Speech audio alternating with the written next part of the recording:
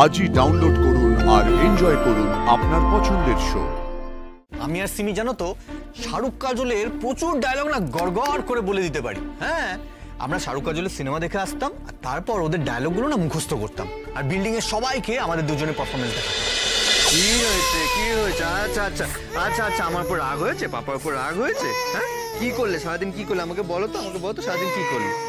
আচ্ছা আচ্ছা পাপার কাজ ছিল তো বেটা, পাপার কাজ ছিল, কাজ শেষ করে আসতে সময় লেগে গেছে। সরি সরি সরি, ভুল হয়ে গেছে পাপার, ভুল হয়ে গেছে। কথা বলবে না বাবার সাথে, কথা বলবে না?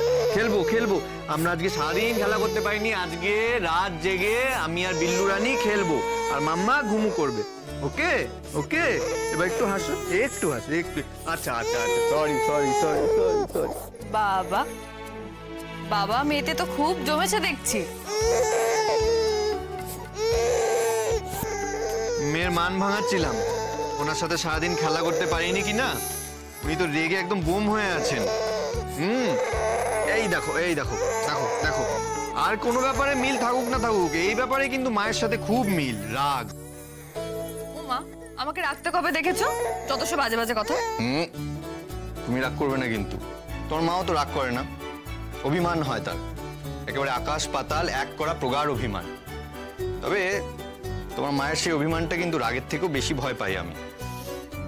বুঝলাম, সবটাই বুঝলাম, কিন্তু এটা কি হচ্ছে শুনি? কি?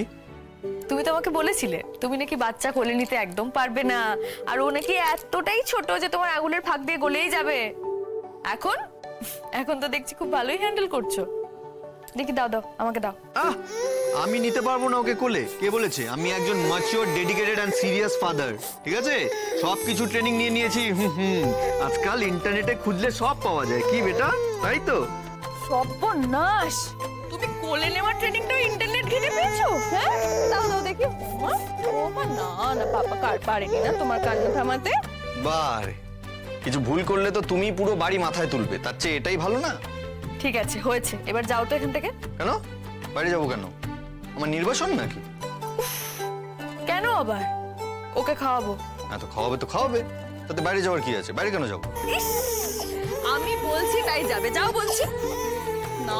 রোজ তুমি আমাকে এই ঘর থেকে বাইরে বের করে দিয়ে দরজা বন্ধ করে দাও, আজকে সেটা হবে না। আমি আজকে বাইরে যাব না, দেখি আমাকে কে বের করে এই ঘর থেকে। এই আমি গ্যাট হয়ে বসলাম, ব্যাস।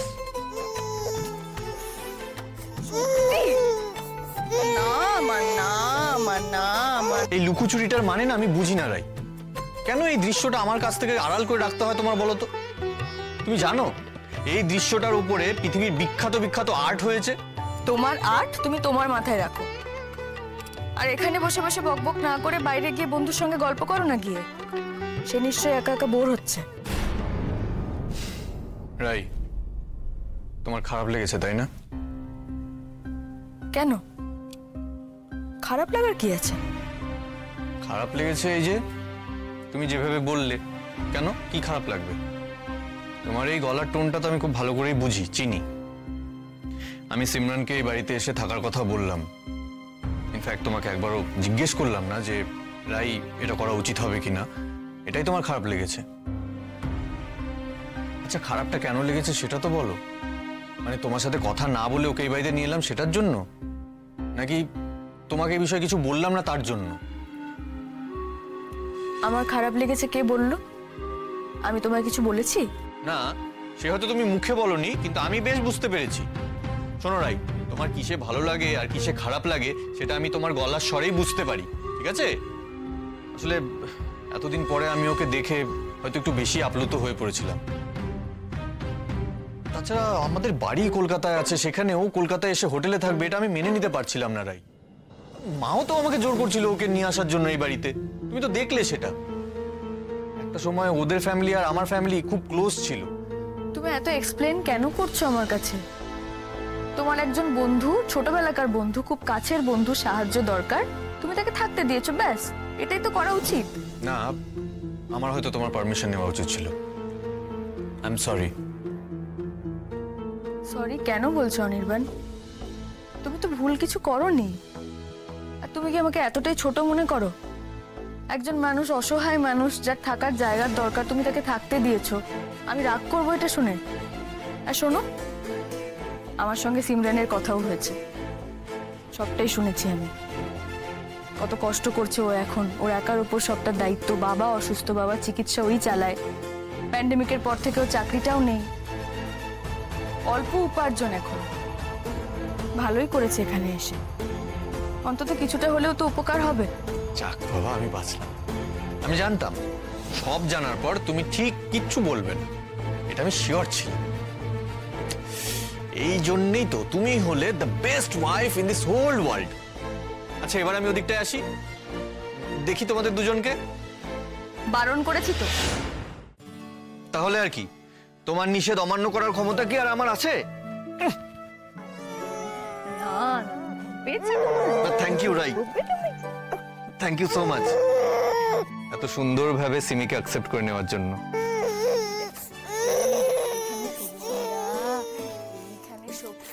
তবে আমারটা কিন্তু জমা রইল। কি? আমারও তো বন্ধু আছে। যদি আমারও কোনো কাছের বন্ধু এভাবে বিপদে পড়ে আমার কাছে আসে, তাহলে আমিও তাকে থাকতে বলতে পারি। তখন তুমিও কিন্তু রাগ করতে পারবে না। তার মানে অস্বীকার করলেও রাগ করেছো তুমি? না, তবে অস্বস্তি হয়েছে তোমাদের দুজনকে এভাবে দুজনের দিকে তাকিয়ে সিনেমার চরম রোমান্টিক ডায়লগ বলতে শুনে একটু অস্বস্তি হয়েছে। কি মনে হচ্ছিল বলো তো? এই তুমিটাকে তো আমি কখনো দেখিনি, চিনি না একে। তাহলে কি আমার হাজবেন্ডের আরো অনেক এরকম রূপ আছে যেগুলো হয়তো আমার কাছে অচেনা? আরে ওটা আমাদের ছোটবেলার অভ্যেস।